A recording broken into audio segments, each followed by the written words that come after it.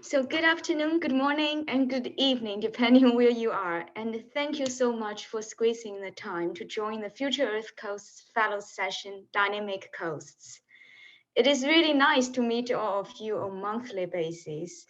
Back in December 2022, we launched a survey to better understand needs from fellows and how we can better support you. One of the key expectations is really to profit from advice and suggestions given by mentors. So today we invited several respectful and highly anticipated FAC Academy members who are specialized in the thematic area dynamic coasts. We hope their participation will stimulate discussions and innovative research ideas. We aim to make this series of workshops a platform where professional advice and knowledge sharing between fellows and academy take place. So today we will have a 15-minute opening session that includes a short discussion of the topic, with each academy member taking time to introduce themselves and share their perspectives on the topic with us. It will be followed by 3 presentations from FAC fellows and a Q&A session. So first of all, I would like to introduce the FAC theme, Dynamic Coasts. It is focused on synthesizing existing understanding of the changing state of coasts in terms of risks and future trends. It explores answers to questions like what are the limits and the thresholds of change to ecosystem function and services? What are the trajectories of change to the environment and societies at the coast? So before the presentations begin, allow me to introduce FAC Academy members. So first of all, first we will hear from Professor Nalin Wickremana, and his main areas of teaching and research in coastal hydrodynamics and sediment transport, coastal zone management, extreme events, water pollution, and sustainable uh, development. And he also has been involved in several interdisciplinary initiatives, including LOICs. So, so Nalin, the floor is yours. Yes, thank you very much. Good afternoon, and thank you very much to the IPO for giving me the chance to participate in this kind of session. Can I share my screen just to of mention course, a few yeah. points? Yeah. So I just to this is myself. Have we got full screen? Yeah. I am at the Open University of Sri Lanka still, where I was when I started at LOICS, and in the Department of Civil Engineering. With Dr. Fang's permission, I will actually step away from the two specific questions, just to go back a little bit to some points that might be related to the overall goal of the Future Earth's Coast project. And the first thing, of course, is that Future Earth's Coast is having some legacy from LOICS, quite a lot of it, I believe. And in LOICS, and one of the things I really liked about LOICS compared to the other global change projects, there were so many of them, is that from a very early stage, the people in the scientific steering committee and the IPO put a lot of attention to regional networking and to try to get the regions involved in the work of the project. So that was a lot of effort on the part of certain people to travel a lot, but they got, for example, the South Asian region involved through bringing those ideas and analytical concepts and bringing it to the region and getting us to look at our systems in the same way. So I imagine that the FE Future course is following this on. And what I would like to tell the three presenters today, that is the fellows, is that while you are doing your local research, you through the FEC Future Earth Coast project, you should try to think globally and get some comparison with other similar systems, because the coast is very similar in most parts of the world. There are very few unique places on the coast, and very many places that are reproduced hundreds of thousands of times all over the world. So you have to think of it like that, I believe, in order for the future coast to meet its goals. The other thing that we didn't really have, though those were starting, is all this technology. So where Google Earth got going long after LOICs was started. And today you have all this information, and also you have different methods of analyzing it. Myself right now, one of my biggest things I'm working on is educational data mining. So there is so much of that kind of thing available. Finally, LOICs and the future coast is also special because it's extremely closely related to governance and management. Again, unlike certain or many of the other global change projects. So once again, the fellows should keep in mind, and I'm sure they do, the relevance to the management of that particular area they're focusing on, and also the regional, the national, sub-regional and national levels, so that they can feed it in. And it takes a long time and a lot of effort to get anything into the national management plan. I mean, if I have tried to do 10 things, I may have got one done in 20 years. So finally, the other thing that I'm sort of also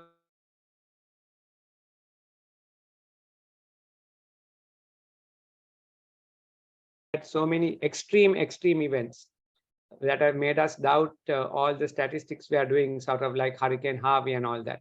So we have to think, probably revisit this whole vulnerability concept. And one idea I just came to our minds in Sri Lanka is the tsunami basically in 15 minutes and over the whole country gave us a immediate snapshot of the vulnerability that may actually take decades to happen under climate change processes. But in terms of the vulnerability to coastal inundation, to groundwater supplies, to damage to infrastructure, it laid it bare. So we have to think of that kind of vulnerability, and then think about whether again what we are doing is sustainable. Thank you very much. I will stop here. Thank you so much, Nalin, for sharing with us this kind of foresight advice.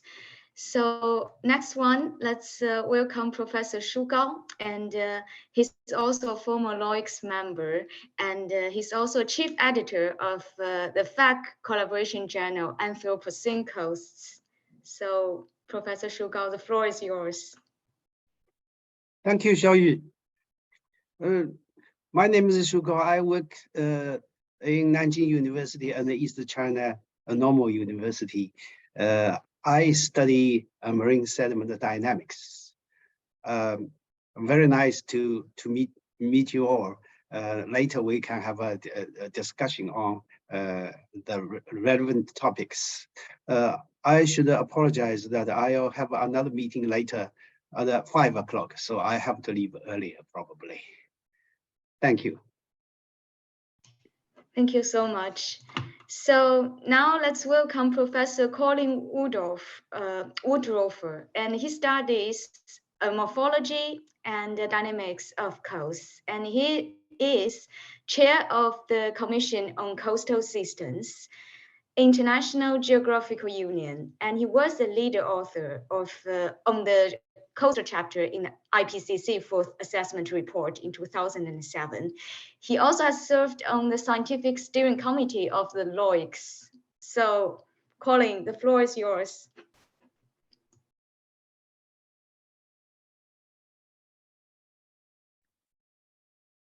I think he may have some connect problem. Yeah, so I think he dropped off. Yes. Thank you, Yang. So maybe perhaps now we move on to the next one, and later in the Q&A session we can invite an interdiction. sorry, there's these announcements, as an interdisciplinary researcher, but with an ecological background working on a tropical coastal ecosystem. And that is the fundamental fact that in the Anthropocene, we're seeing unprecedented changes of these coastal systems, and that is something that is quite profound, and in many cases perhaps we haven't fully realized that. And just to illustrate that with an example, is that we're seeing changes in the composition and the structure of systems that are leading to configurations that haven't really existed before. And that is partly because humans are new to the picture, but also because of the rate of change that we're seeing in the climate, in the environment, but also in human enterprise. So there was this nice paper by Jean-Baptiste Geoffrey and colleagues a couple of years ago that spoke about the blue acceleration and is showing these increasing trends in the ocean realm. And this is leading to a phenomenon that has been termed novel systems, novel ecosystems. So it's coming from ecology, but it essentially means that we're seeing systems. Coral reefs are a very good example of that. We see shifts in coral reefs from being dominated by stony corals to alternative states dominated by sponges or macroalgae, but we're also seeing similar shifts in other shallow marine systems as a result, for example, of species migrations, range shifts, and so on. And this essentially means that we cannot look at the past and at past configurations to understand where we're heading.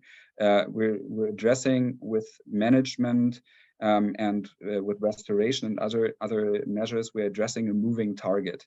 And I think this is really important to keep in mind. So scientists, of course, are asked to inform management and decisions about the future state.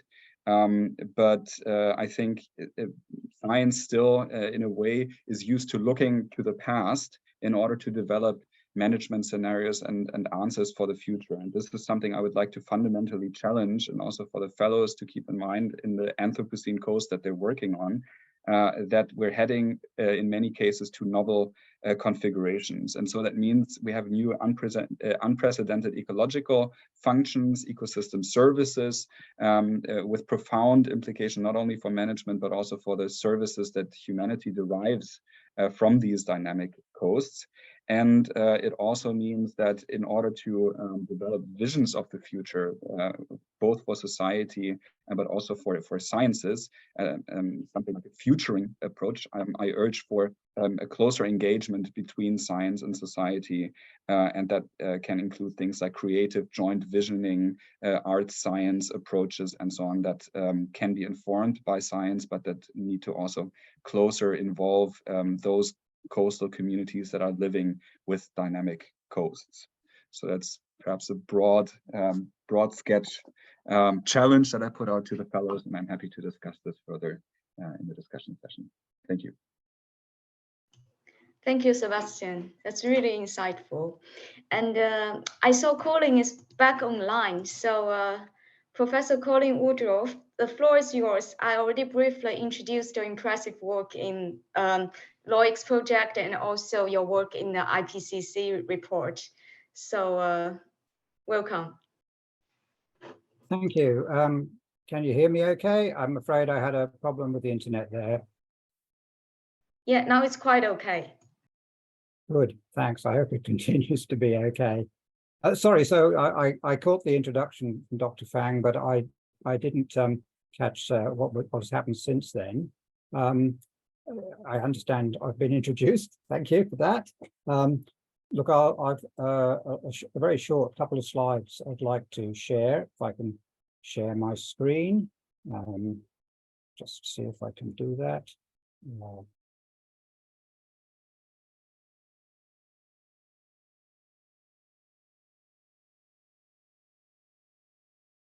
Is that sharing? Okay, thank you. Yes, I'd like to speculate a little bit about time scales and spatial scales. And I think that's very important when we talk about dynamic coast, to understand that these changes are taking place at different spatial scales and at different temporal scales. And I might come back to this slide in a moment, because my thoughts on that were stimulated by a paper I just saw the other day by Sean Bitasek and various co-authors in the journal Coastal Prisms, Cambridge Prisms Coastal Futures, a new journal. And in that, those authors presented the diagram on the left, looking at coastal change processes and indicating that those occur over different spatial scales and at different temporal scales. And you can see there are a series of things there. Coral reef growth, I think we were just hearing about that.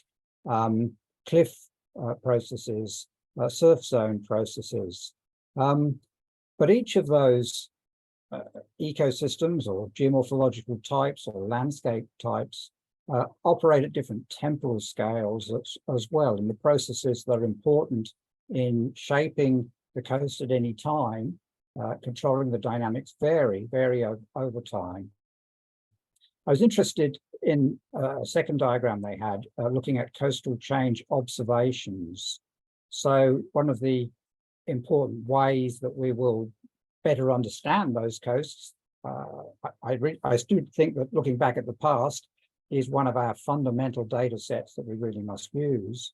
But of course, monitoring is going to be another important one.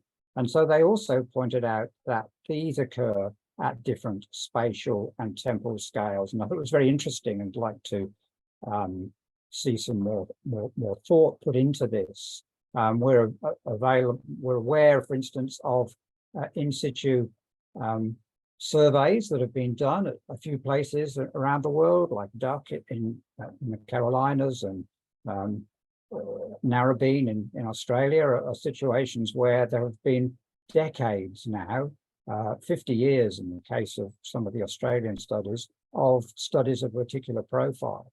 But of course, we've also got much broader spatial studies, indeed global, from satellite coverage. And we're seeing some really exciting developments now in what can be done, looking at those 3 decades or more of satellite records.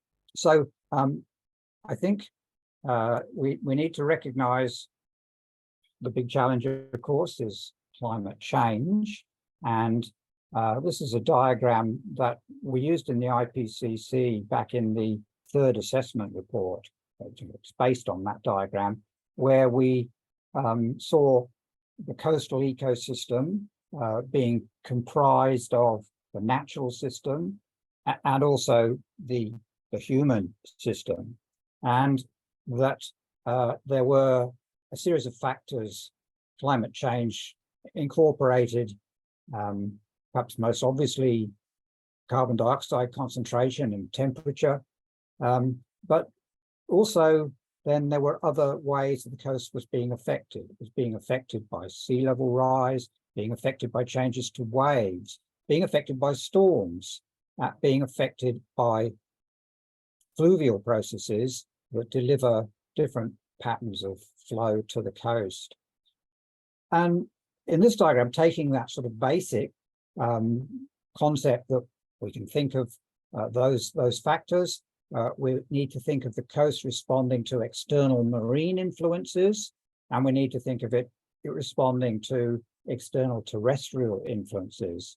And here I've tried to break that up a little bit more to think about beach systems on the open coast, and there perhaps the storms and the sea level are more important, the waves are more important, whereas when we look at estuarine systems, then there may be these more subtle terrestrial derived influences, whereby it's the changes in fluvial characteristics of the catchment that are having major influence. So I think it's important to recognize, I'm sure you all do, that different coasts behave differently. And in my sort of final minute or so, I'll just come back to this diagram, which is based on, first of all, here we have one of the things that I prefer to that diagram I showed from Sean Witasek is I really like to see time on the x-axis. And what I put here, of course, is time in the past on this logarithmic axis, and time in the future on this logarithmic axis. Now, I'm sure this is abusing the simple principles of logarithmic scales, but nevertheless, I like this concept that we think of shorter time frames in the past, an hour, a week ago, a year ago, and then, of course, a long time, thousands of years, millions of years. And so in terms of understanding coasts, I've adopted here a system that Peter Cowell and Bruce Tom put together of instantaneous timescale, the timescale perhaps of engineering investigations, where we look at individual waves, ripples, responses, to think then of a long-term scale, the geological timescale that those of us who come from the stratigraphy and radiocarbon or uranium series dating bring. This is a long-term view of the way that coastlines have changed. Then to recognize these two timescales in between, what I've called event scale here, which might be the storm, or it might be El Nino, which has an effect, and it's an episodic effect, and one that's very important, more that is overprinted on the instantaneous timescale. There may be the same processes, but suddenly the effect of this event is something that's really preserved in the landscape. And then there's another timescale, historical, if we like, which lies between that. And it's the sort of timescale that some of those processes, like the satellite imagery, like the aerial photos, that we get into, knowing that the coasts have changed and that we have some evidence then again from the past. And what I try and speculate on this right-hand side now is going forward to the future. What sorts of investigations are we going to need to take to begin to understand how those different sets of processes are going to operate in the future? And so at the sort of instantaneous time scale, we've got short-term modeling, engineering modeling that's based on physics and physics processes, but that we know you can't extrapolate indefinitely into the future. We've got large-scale coastal behavior. Increasingly now there are some large-scale coastal morphodynamic models. And nevertheless, what our decision makers, our coastal managers require is this sort of planning, engineering, management timescale that sits in the middle there, and one that obviously is very much a focus of climate change literature. What's going to happen 50 years from here, 100 years from here? Now that remains, of course, an extremely difficult thing to do, and to try and act between these sort of two sets of scales that you can perhaps model at. So I'd be very interested here in this workshop, feel we can sort of bridge those different timescales into the future. And with that, I'll stop sharing my screen if I remember how to do that, and see if you're still there. And I'm happy. I'm not sure whether the format is that I would take questions or in the open discussion in a moment address some of those issues. But thank you, Dr. Fang, and good to see the rest of you. And that's enough from me for the moment. Thank you so much, Colin. That graph of the space and time is really fascinating.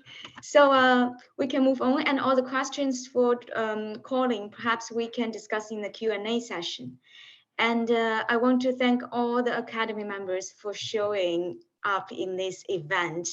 And if I may, I would like to invite everyone to turn on your camera and we take a group photo. And Yang, please give me a sign when it's ready. Okay. And thanks. And in the meantime, I would like to share a quoted sentence from the email reply I received from the Academy member of Future Earth Coasts, that Academy members are very generous to help the next generation of coastal scientists to network, to increase, and to be effective communicators. So I think today their participation is really a good demonstration. And thank you so much. I really appreciate this. And After the group photo session part, we will just move on to presentations. Is it finished? Yeah, yes, it's okay.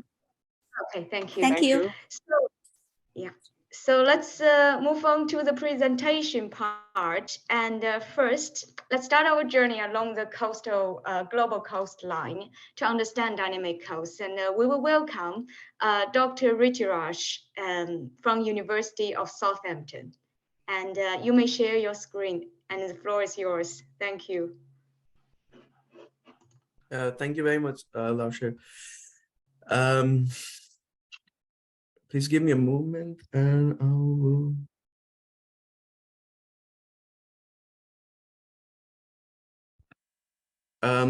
Right. Are you able to see my screen? Yes. Okay. Thank you very much. I have 5 minutes, right? How much time do you have? 5? You can have 15 minutes. Half an hour. Oh, 50. Okay. Sorry, I'm just used to like 5 minutes talk now. Thank you very much, everyone, for your time today. Sorry, I just woke up and so I'm still trying to get up.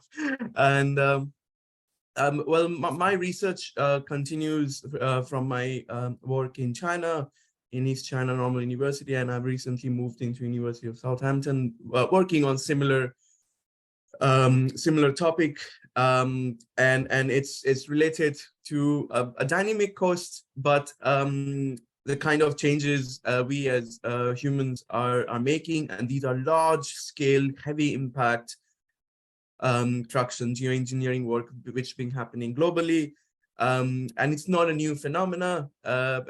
We are familiar with Netherlands, in the US, in the UK. There are countries in the West which have reclaimed land in the 18th, 19th century, and now there are trends which are moving globally, and that's what I'm going to talk about. But it all started in 2016 when I moved to Shanghai, working under Chen Rishan Lauscher there, and the idea was to look at urban expansion, to be very honest, was to look at urban expansion at the coast and how these coastal are changing. And that's, you can see that Shanghai, where I lived a very comfortable and beautiful 6 years of my life there, but you can see how Shanghai have changed until from 1990 to 2020. But something which is very striking is the coastline has changed, and it has actually expanded a lot in last 30 odd years. And so when I was looking at urban expansion, I was quite keen on inland expansion. So when we think about urban expansion, it's vertical expansion of cities at the coast is happening at it's happening vertical. Of course, there are big cities going up, but also a horizontal expansion towards the sea. And that's like kind of gives you an idea of how Shanghai kind of changed from 2000 to 2020. I've been here many times. I cycle, I've done field work, and it's amazing to see the kind of changes at the coast of Shanghai in last 30 odd years. And that's not just Shanghai, been happening globally. But in order to track these sort of changes, you need satellite images, of course. But satellite images they're heavy in size. They take up hardware space in your computer. And so in early 2015 was the time when cloud computing was coming into the open source academic sphere. And so Google launched their first tool called the Google Earth Engine, which is basically a cloud computing platform where you can use a satellite imagery, do a time series analysis, but which would take you like at least a month or 2 months or 3 months to do like 20 years worth of analysis. That was brought down to like a day or even less. So you're looking at doing large scale global study, so sort of precipitation, land use changes, and climatic changes, but you narrow down that time scale into a day worth of work. And that was exciting, because now I was able to do sort of a time series analysis, but at a pixel level to really see what's happening. This is a snapshot from an algorithm which was published using Earth engines called land trend, was to basically, as the name suggests, is to understand the land and its trend and what's happening. And you can see in the images basically taking images from 1984, going to 2020 even, but to look at a pixel level and to see those sort of minute changes in land. And that was amazing when I started PhD. Of course, I had no idea of how to use Google Earth Engine. It was a new platform. There was very little forum, very little people using it, and now it has become huge. And there's a huge community supporting cloud computing and satellite imagery. And so time series analysis was something I was interested in, and it's really helped to kind of understand the dynamic course, but at these big mega cities, which are at the front line of sea level rise and coastal flooding, but they are also expanding at a rate. And this just shows the idea of the kind of doing the sort of analysis where you can pinpoint the years, like when exactly the change happened. And that was possible. I mean, to be very honest, this is using 50,000 Landsat images. And imagine to process 50,000 Landsat images in your computer will take you years to do that. But with cloud computing, now you can do it in like one day, even less. And because of that the idea that I was telling my supervisors that, oh, time series analysis, now you can work it out for like 10 years. And they were like, okay, good, now do it for the whole world. And I was like, what? And so I ended up looking at more than 135 cities globally, most of them in East Asia, just to see if they are expanding or not. The main question was that, are cities going to build more land? And that's something, I'm not sure which animal does that. Beaver does it to build their own land. But as humans, we have built so much land in the world, and we are continuing to build that. And the idea was to kind of have a global overview to see, are we kind of, there are instances of coastal erosion globally. Bangladesh is suffering, UK, there's cases of coastal erosion, but there are cities in East Asia, Southeast Asia, Western Africa, where there are cities gaining ground. And to do so, I used this study, which was published in 2016, and it's the first time we have data on global global surface water change. And so this paper was really fantastic. But I used the same idea of changes in surface water change to understand changes in land, which is quite a difference. So as you can see, this is a picture of Aral Sea, nothing related to coast, but it's always in breaking news for many years on how this huge water resource was getting dried. And so Aral Sea, as you can see, all the red areas are basically lost permanently. There's no chance that they will actually come back again. And the yellow ones they change from permanent to seasonal, which was before permanent and now became seasonal. And so using the same idea, I kind of inverted the concept to kind of map land on the sea. So this idea was completely inverted. So now what you see is Dubai coming up as red because that was water before, and now it's land because it's in place. So it's the same concept, but it's inverted. So you kind of have to look it on the other side. But this way, I was able to kind of map all the land which was built beyond the coastline. And that was done for cities like Copenhagen. This is Copenhagen. As you can see, the port was reclaimed recently. Down south, there was a nice beach area. Nice beach was reclaimed.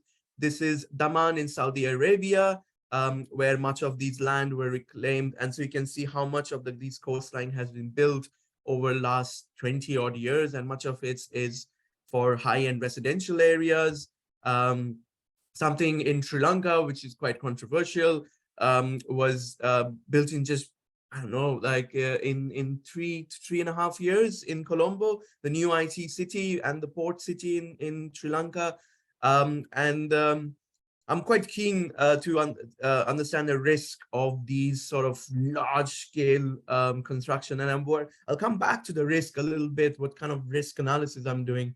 But these sort of changes are happening globally. That's another one in St. Petersburg in Russia, where this residential area was reclaimed. It's a high-end flats, 2-bedroom apartments.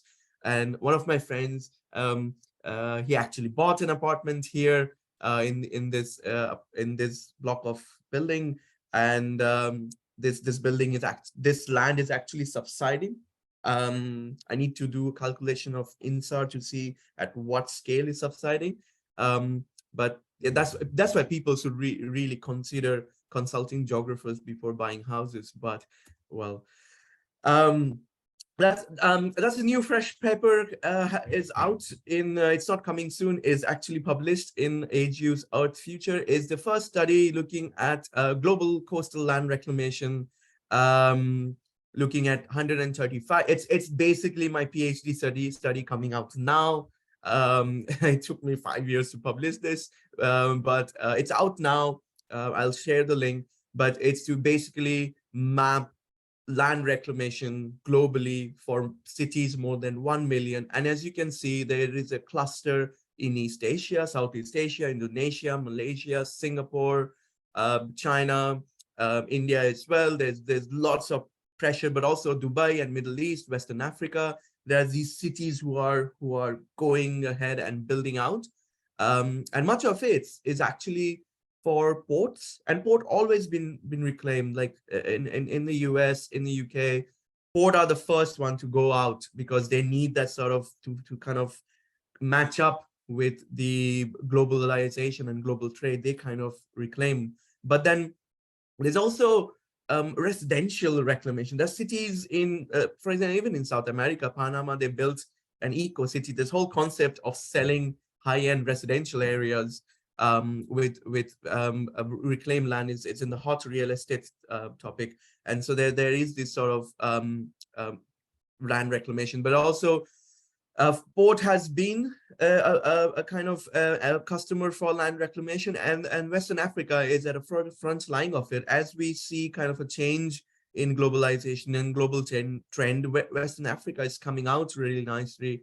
Nigeria, it's going build a new land. Rwanda as well, in Angola, they are building out these cities, and ports are expanding. So there's huge pressure on building land at this coastal frontier. But if you ask me what are these land being used for, and I was able to identify these 8 key land uses. And so when you do a risk analysis, it's very important to understand why are we building this sort of land. And so there are land uses coming from industry to tourism to residential and commercial, transport, airport. All these are different land uses. But something which one of my co-authors kind of picked up is these crazy shapes which are coming at the coast, which were never there before. And now in the 21st century, we see this sort of urban design concepts coming, a kind of to kind of portray culture and emotions of the city, of the country. And so there are many in Abu Dhabi, in Tunisia. This is in Dubai, we're all familiar with. In Hainan in China, and there are lots of other where we kind of trying to build this sort of very interesting designs. Of course, coastlines are not just linear, they are not like estuarian, they're changing, they're very dynamic now as we are trying to change this. And because it's happening in Asia, I had to look at Southeast Asia. I've looked at cities like that's the land reclamation, that's the kind of very interesting urban design in China. That's in Jakarta, Indonesia. The fastest sinking city in the world is also gaining land very quickly. And that sort of land reclamation was done for a golf course. But also in Japan, Japan has, again, a history. They're built out during World War time. And so they have a huge history of land reclamation. Much of Osaka Bay here, Kobe, it's all built out, but all the red areas are recent reclamation. And I'm working on a study to kind of understand the risk of these very newly reclaimed land. Of course, it's not as much as Western Africa, it's not as much as Shanghai, not as much as Indonesia, but even Japan has much of its coastline are all built hard coastline. And of course, the kind of issues they faced of tsunami and other issues, they need to protect and harden their coast, which I understand. And of course, like to look at these sort of changes, again, these are temporal trends. And you can see when these are deltaic cities in China building out, a huge port, huge land reclamation projects for eco-city in Shenzhen, in Zhuhai, where you can actually see when it happened. Much of it is after 2010. And there has been a trend that it's slowing down, because in China, according to the new policy, land reclamation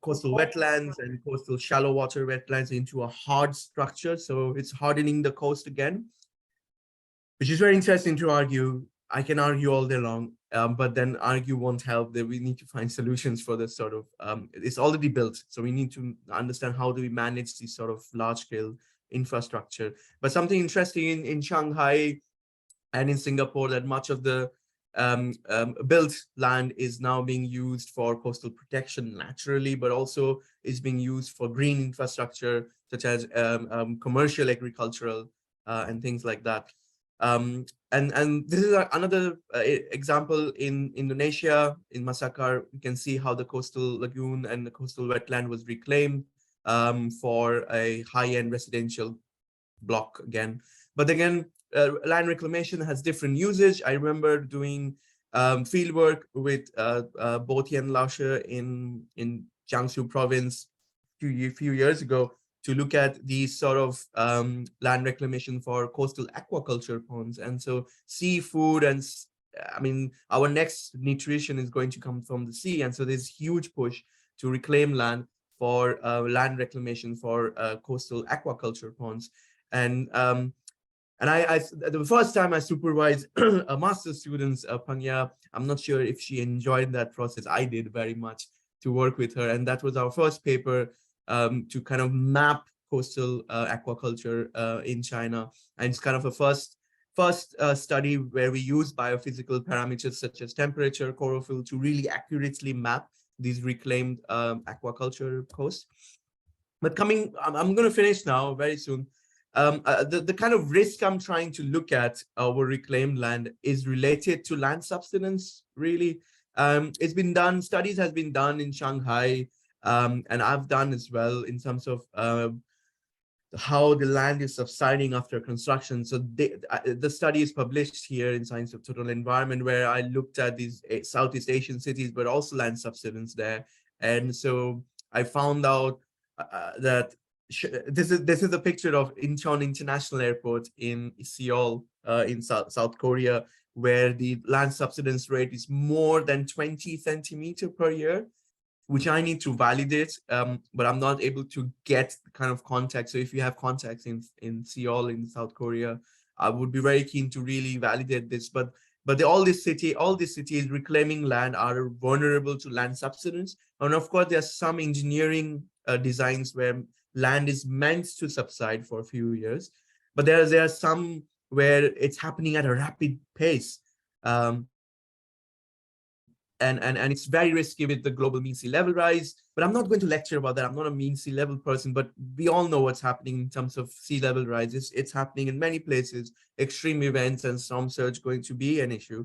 But then these are coupled with land subsidence and sinking. And so Jakarta is a great example of this. So I wrote a blog in NASA.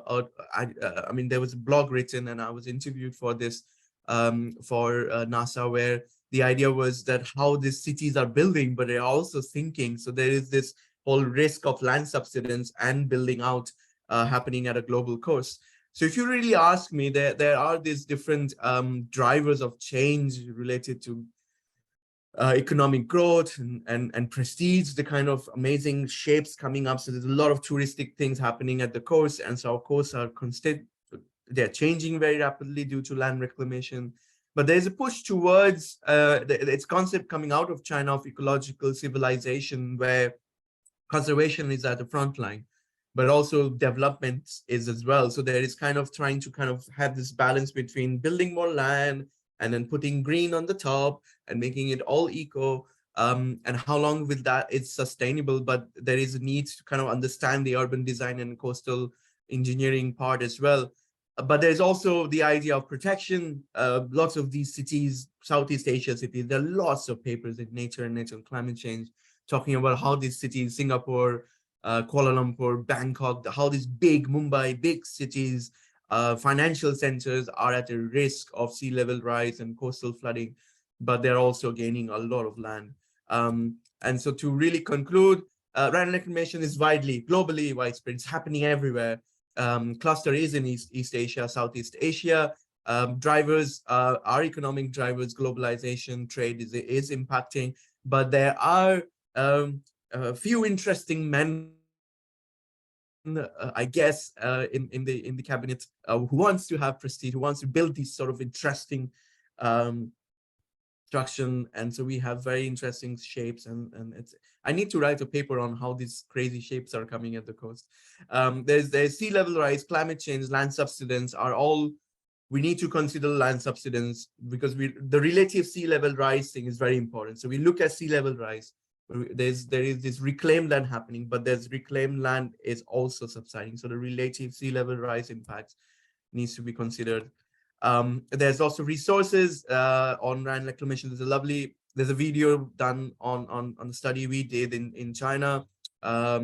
These are all media released from my new paper, which it's getting a lot of attention. So it just published a few weeks ago. It's getting, I will share in the future group as well. But it's gaining a lot of attention now in media.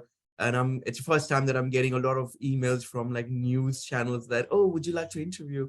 So there's a lot of things happening, but cities are growing very rapidly as we talk about sea level rise. It's happening at a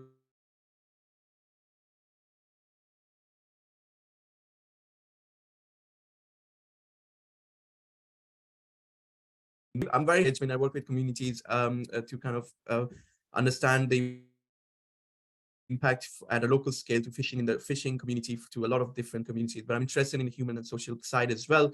But get in touch, that's my website, that's my email address, that's just sushi because I'm hungry already. It's morning, but I love sushi. Thank you very much for your time. Happy to questions if you have. Thank you very much, Fang Laoshi. Thank you so much, Richard. Early days in the UK now, and congratulations on your publications and all these achievements. It's really impressive to see how you apply this inverted approach by using Google Earth Engine to really explore the spatial temporal patterns of global coastal reclamation. So as he mentioned in the presentation, please feel free to contact him and feel free, and Rich also in the meantime, feel free to share with us if you have any updates.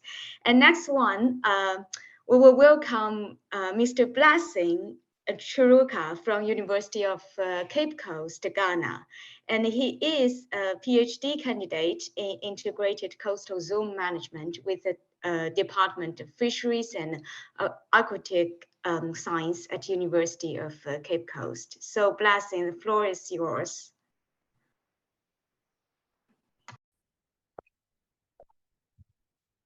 Thank you, Dr. Fang, for the introductions. Yes, I'm Blessing Chiruka. I'm a PhD student with the Africa Center of Excellence in Coastal Resilience Project at the University of Cape Coast in Ghana. Today, I present to you part of my research investigating shoreline responses to growing fields. In this case, is Blekusu in Ghana.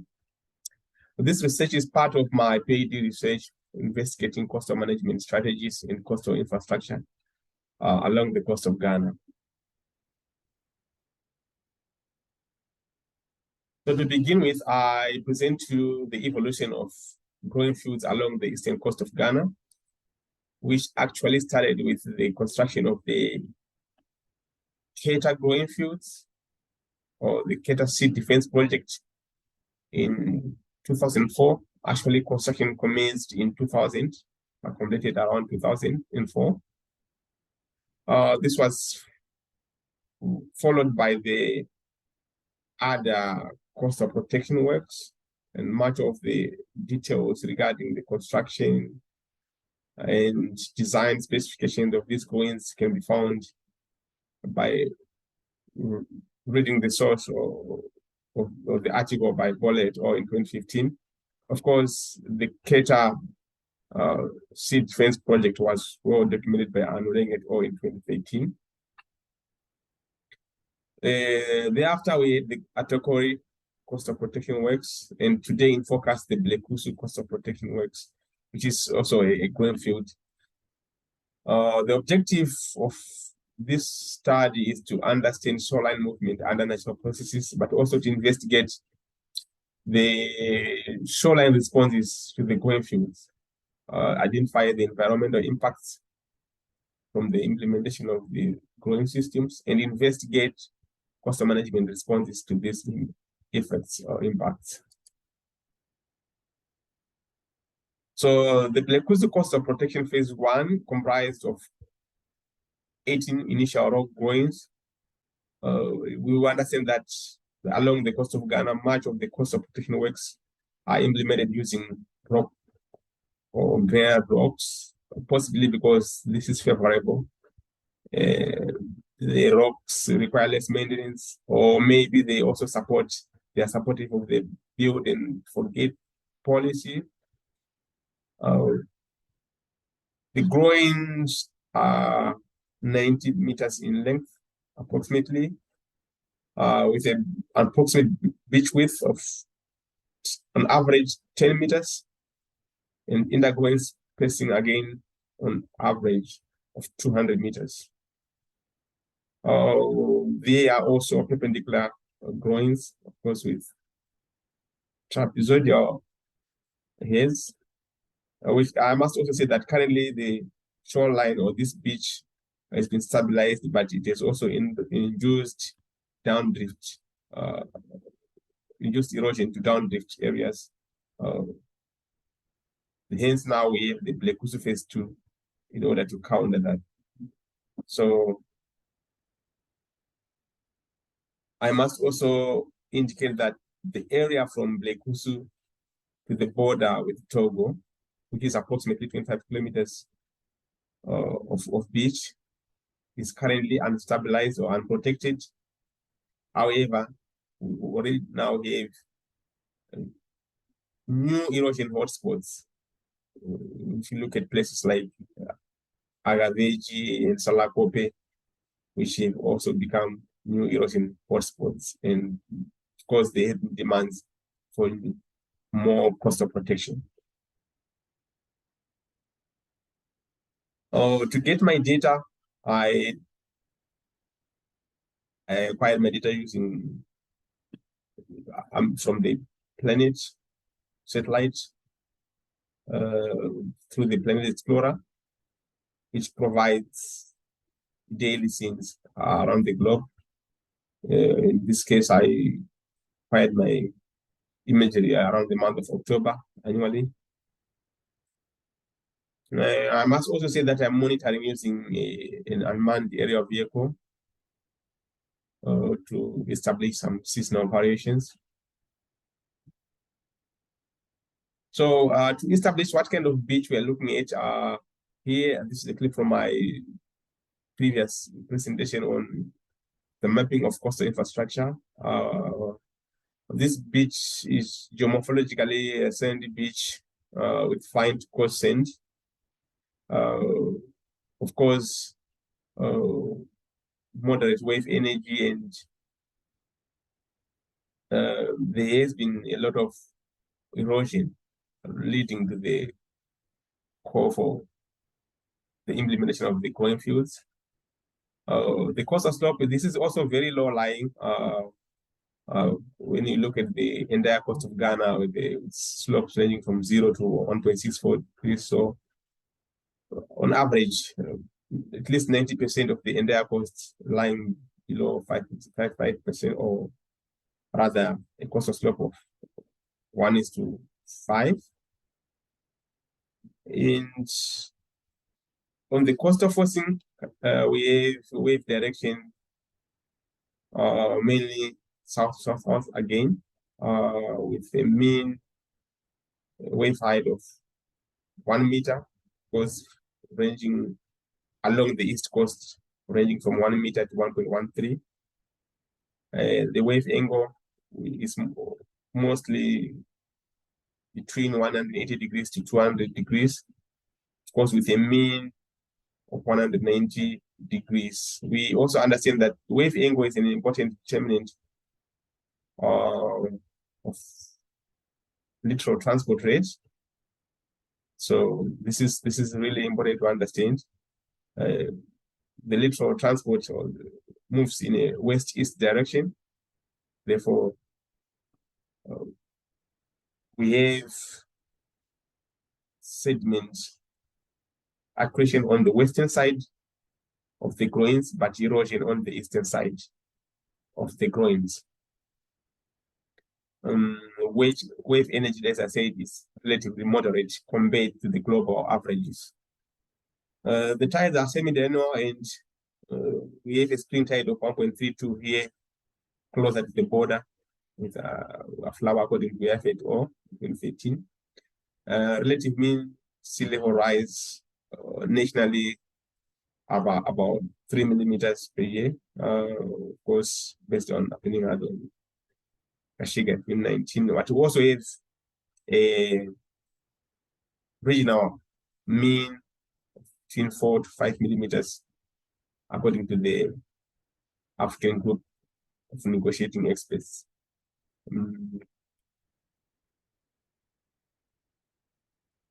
So, having extracted my shorelines, did some shoreline change rate assessment using ArcGIS software, and I find that prior to the implementation of the groins, erosion was really high, and the mean of linear regression rate of 21.01 meters up to 54 meters per year. However, after the implementation of the groin fields, we had a regression rate of approximately 1.1 meters per year. So I had to take a deeper understanding of what really happened here. I discovered that due to high erosion, there was a call to save this beach, because this beach is also sandwiched between a lagoon and the sea. So we have a lagoon on the other side and the sea on the other side. So the land was being reduced from the sea side, having high erosion coupled with flooding. Therefore, to protect this beach, there was an urgent need to implement the growing systems. But land had to be claimed through growing fields and also fish nourishment. So we discovered that this was the earlier shoreline position before the construction of the growing field. So approximately 80 meters on average of length, they've been claimed seaward through the implementation of the groins and also beach nourishment.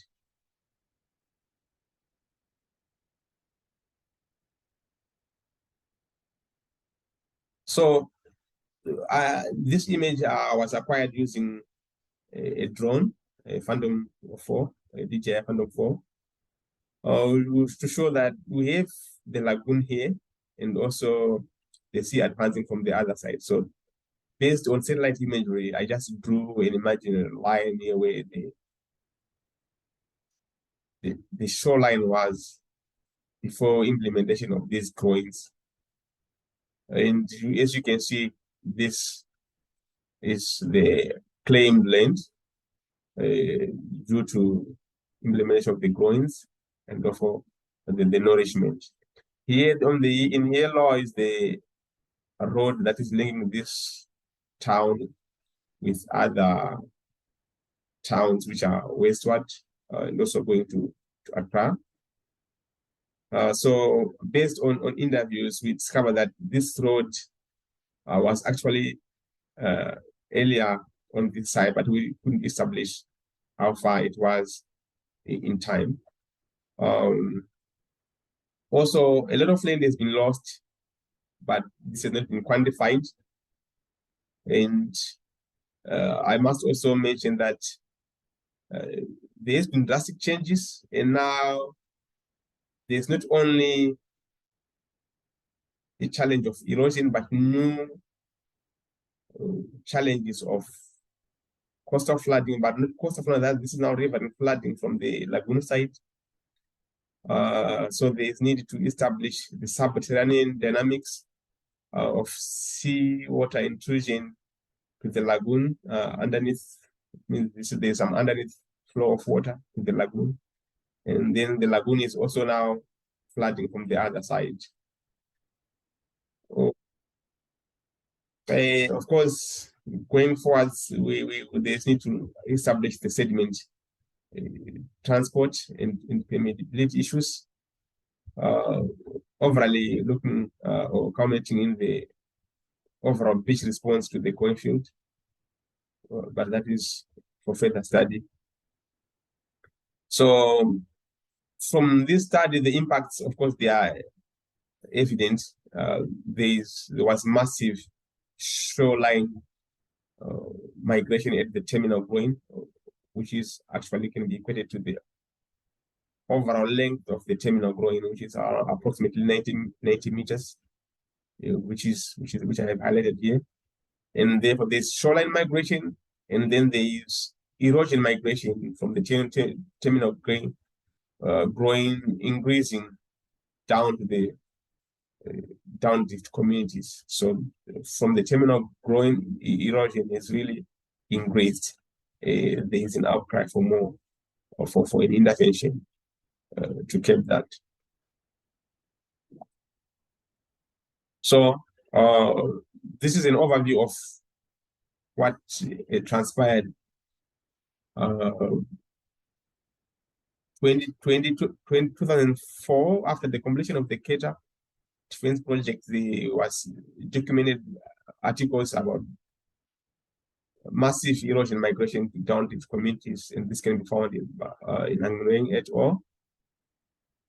And also after the other protection, there was also migration of coastal erosion to Fuveme, Atiteti, and neighboring communities like Atoko, where we have a growing field of 13 groins, but also we are having newer coastal erosion migration even here at Blekusu. Now we are going to have Blekusu phase 2, which is anticipated to stabilize the remaining part of the beach, but also further outward as you go down drift.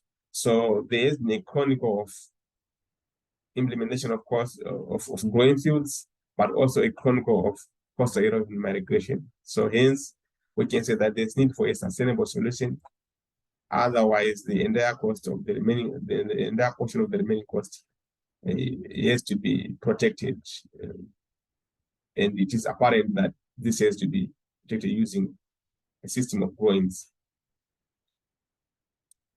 Much of this is going to be attributed to the absence of shoreline management plans, although at the moment it is apparent that the hold the line policy is apparent that it is at play, and also build and forget strategy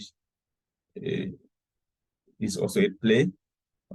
They have not been sufficiently documented, or there have not been documented researches on sediment transport, these growing fields, and also there's not been any documented beach response to these growing fields.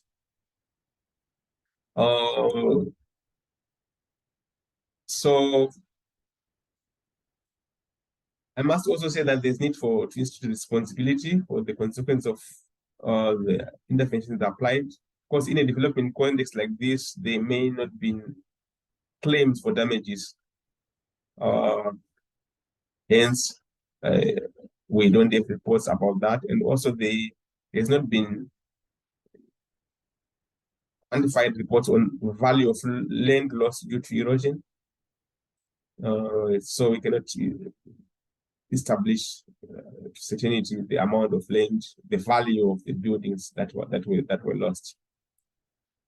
Finally, there is need to align coastal management, coastal adaptation to nationally adaptation, climate adaptation plans in order to influence the political influence, which will usually have the power to have political support for the implementation of reactive or rather sustainable management practice instead of reactive management.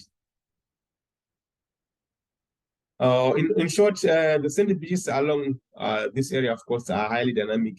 They respond to the short effects of wind-driven waves, tides, and currents. And we have long-term effects of sea level rise and the varying influences of the water delta. Mainly, we're looking at subsidence. But also, we have anthropogenic activities such as coastal structures, as of course, in this case, gray infrastructure in the form of grain fields, and then sand mining, which is problematic along the coast. The grain fields have managed to stabilize much of these areas at their sites, but they have also induced coastal erosion to downdrift areas, leading to cause for more coastal protection, because they are actually leading to increase in new erosion hotspots. Also, without adequate environmental impact assessments and stakeholder consultations, gray infrastructure will continually cause significant environmental and socio-economic impacts. Unfortunately, of course, as I've mentioned, in a developing context where there are no claims for damages, so there may not be quantification of losses. Of course, we discover that mainly here wave processes are at play, mainly controlling sediment transport and deposition, but also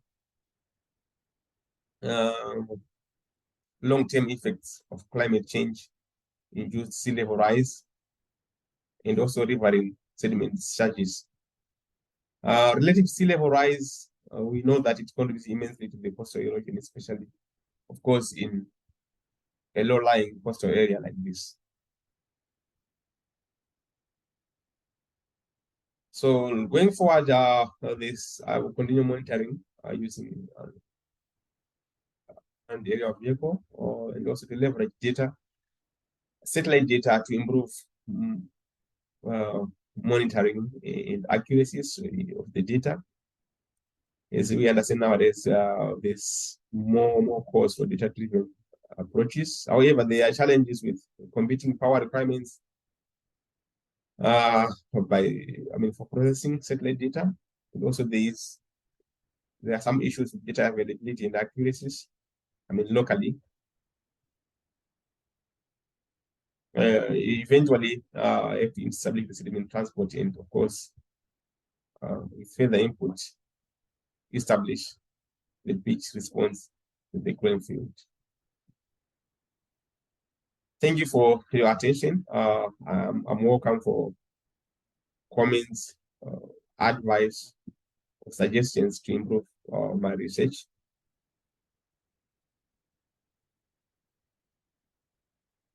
Thank you so much, Blessing. And thank you for still making this happen, given this poor connection. Let's now move on to the next presenter, Dr. Xingchen Wang, and she is a postdoc in coastal hydrodynamics and the ecological geomorphology team at Hohai University. And her research focuses on estuarine and coastal geomorphology, and biophysical interactions in salt marsh ecosystems. So, Dr. Wang, the floor is yours. Okay, I will share my screen. Thank you. Okay, could you hear me? Yes. Yes, I will start. Good afternoon, everyone. Thanks a lot for inviting me to this FEC fellow sessions. Today's presentation is about our current studies, which is on the morphological evolution of typical extreme wetland, a case study of Jordan soil. As we all know that the coastal wetland benefits us a lot. It's the carbon sequestration and gives animal habitat, which could also protect the natural coast and improve the water quality. However, due to some reasons like the climate change, sea level rise, and the species invention, the coastal wetland is decreasing. So it is really important to understand the morphological evolution of the coastal wetland. Today's section have 3 contents, which includes literature reviews, reviews typical extreme and the numerical study of the morphology of coastal wetland. And I will also give the introduction of our methodology. And finally, I will have some results to show you. For the current studies about the extreme, first is about the yellow extreme, and we can say that the more than 80% of the Spartina alternifera was distributed in the salt freshwater interaction zones, which the curvature was lower than that of the native species. And in the Jiangsu province, we can say in the well-developed vegetation zone, the number, length, and depth of the tidal creeks were higher than the area with little vegetation cover.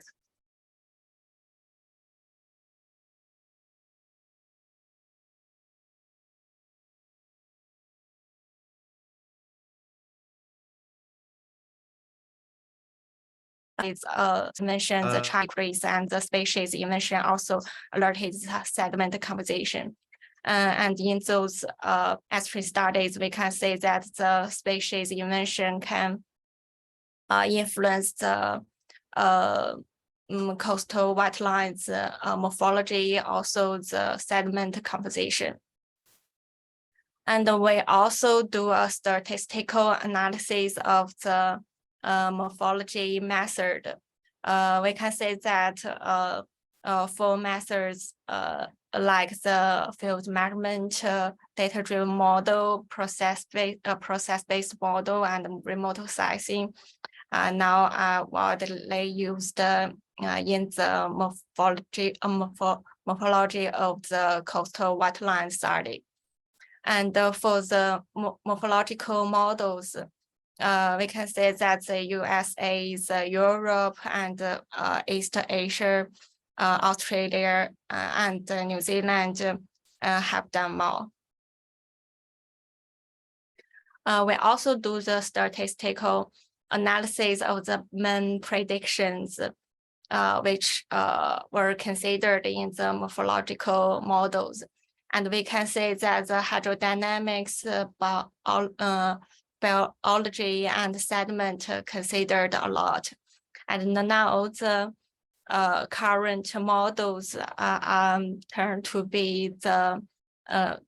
consider the ecology and biology, and also the morphological.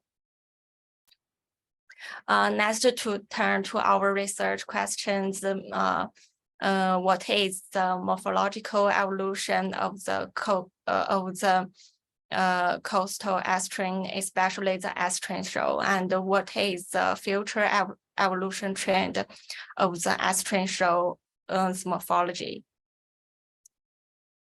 For our research site, we consider the Jiudansha soil, which located in the Yangtze estuary.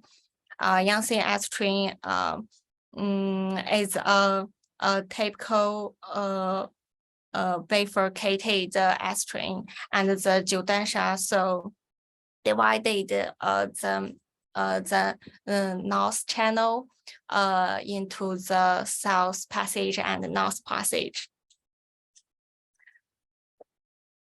And for the data collection, we collect the vegetation cover area in Jiudansha soil, and we can see there are 3 typical vegetations, include the Spartina alternifera, fragments, australias, scripts, maricultures. And we also do the remote sensing of this vegetation cover, and it has a good accuracy. And for the vegetation distributed in the Jiudansha soil, we can say that the Spartina alternifera and the Scrippers mariculture located in the lower tidal level, and the fragments australias located in the high tidal level. We also do the numerical modeling in the Jiudansha soil, which considers a huge Yangtze River estuary. And in this model, we also consider the vegetation. For the results and the discussions, we found that the invention of Spartina alternifera was after 1210 in the Shangsha soil, which is located here. And for the Zhongsha and Xiasha soil, it's invented from the center to the outer of the soil. And it have 2 phases for the Spartina alternifera's invention. For the total area of this species at the end of initiation phase is 35 times larger than that at the start of the initiation phase. And we also analyze the zonal relationship between the tidal creek networks and the invasive species. Point to the view from the space, the invasive rate of the Spartina alternifera was higher in the 2017, reaching the 0.49. And for the number of tidal creeks invented by this species grew year by year, except for the period between the 2005 and 2008.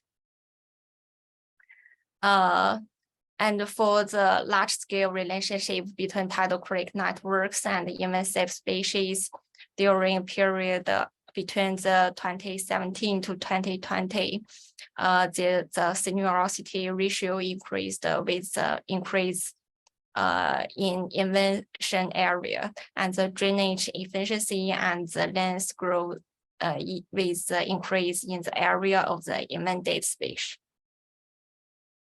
At the same time, we also do the prediction of the vegetation cover from 2021 to 2030. And we can say that the Spartina alternifera remain stable, and but the fragment australias decrease, and the Scripps mariculture increase.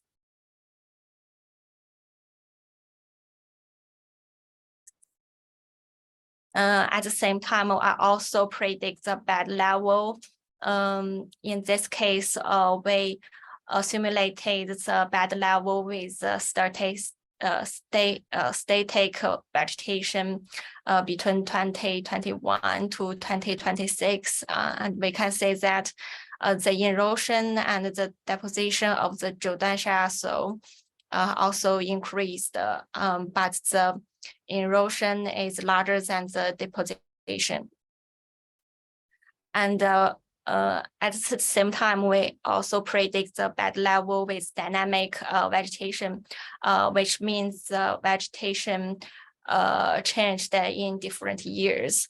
And the simulation give us the information that the erosion and the deposition decreased first, and then the deposition increased and then the erosion decreased. After we calculate the deposition minus the erosion, we can say that the Jiudansha soil's volume after the 2022 is increased. So now we get some conclusion, and first, the Spartina alternate flow in the past increased more, especially in the intonation phase. And after our prediction, we can say the area of the Spartina alternate flow will remain constant, and the scrapers mariculture continue to increase in the next 10 years. And for the tidal creeks, after our data analysis, we found with the influence of the plants invention, the medium tidal creek length decrease, and the medium tidal creek sinuosity remains stable. And for the simulation results, we found that the area of Jiudansha soil decreases under the constant vegetation, while it increase under the dynamic vegetation. And that's all for my today's presentation, and thank you very much. Thank you so much, Dr. Wang, for your nice presentation. And I also want to say a special thank you to all the participants who are still with us for your patience and understanding, given the technical issues we encountered today. So now let's move on to the next Q&A session, and we will get to the questions from the audience. And in particularly, I would like to invite Academy members to provide guidance and professional advice. So we will start with perhaps Colin or Sebastian or Nalin. If any of you would have any advices or questions for our presenters, please feel free to go ahead. Well, they're very good presentations. Thank you for the opportunity to listen to them. I don't have any particular issues. I'm happy to answer any questions if presenters have one.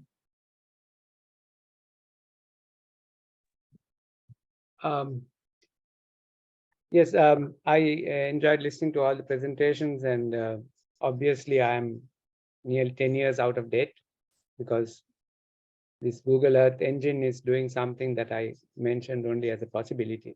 I just wanted to ask Blessing if there has been any attempt to visualize the sediment budget for that whole area, especially in the downdrift direction. You have an inlet to that lagoon, correct? So after the construction of the groin field, has there been any changes at the inlet to that lagoon? Yes, like I said, there has not been any studies on sediment budgets along the grain fields in Ghana, except shoreline responses. That's why I'm really trying to attempt to do that now. Yeah, so yes, there hasn't been any budget done. That lagoon, is the inlet closing seasonally, or is it open all the time? No, the lagoon is open. It's open, but it's also affected by local anthropogenic activities, because we have salt panning or salt mining, you know, solar salt mining happening in the vicinity. I see. Which really becomes a political issue, because these people are also dredging perhaps into we the can sea. have another discussion about this, at some other time. I'd be very interested in Yes, having a look at the whole situation. yes.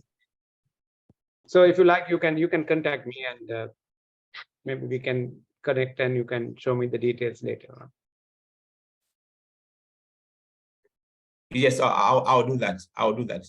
Thank you. Are there any other questions?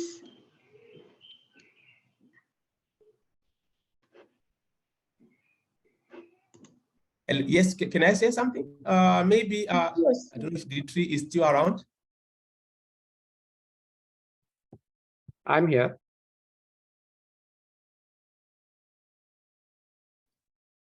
I mean, outside the session, then because there are some issues which I really need to visualize using satellite data, but then sometimes we have, like I said, large computing power requirements. But then I'll need some advice from you to see how I can really improve my, my data, because nowadays people are looking at data-driven results. So I think that will become very, very handy to me. Yeah. So you contact me, and one day we can have a look at all the data that you have and try to work out a story for the whole area. All right, then. Thank you. We welcome all questions from the audience, and also Academy members. Sebastian, would you like to comment on presentations today? Yeah, thank you. Thanks, Xiaozhu. There's really not much to ask from my side. I was impressed by seeing the breadth of the different approaches taken, and I think they're complementary. So from really a high-level use of technology that allows for a global assessment to the application of numerical modeling and really a ground truthing in Blessing's case with the use of drones. So different approaches that are complementary and inform us on different spatial scales of what's going on. So it's great to see this diversity in approaches. So I just wanted to commend that, but I don't have any specific questions.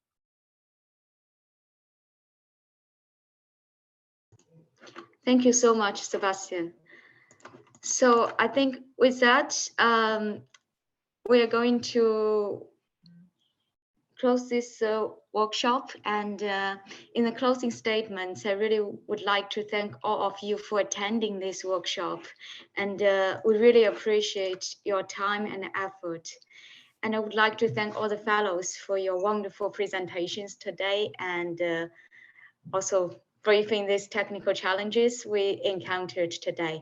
I also highly appreciate the participation of all the Academy members who joined us today for sharing their insights and providing guidance. And last but not least, just a personal thanks goes to our IPO China team. Nothing would have happened without your efforts in coordination. So with that, I wish all of you having a nice day, and thank you so much. We will meet you next month. Yeah. Bye-bye. Thank you very much. Yes, please keep us involved.